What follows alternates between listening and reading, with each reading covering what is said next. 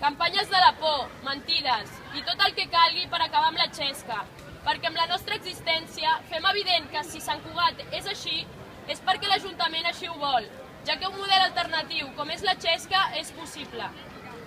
Per això ens van denunciar i avui ens han dut a judici, perquè la llei està feta per defensar els interessos d'uns pocs i no d'un casal que és de totes. Unió, acció, autogestió! Mai podrà desallotjar la cultura popular! Mai podran desallotjar La cultura popular! Lluitar, crear poder popular! Crear poder popular!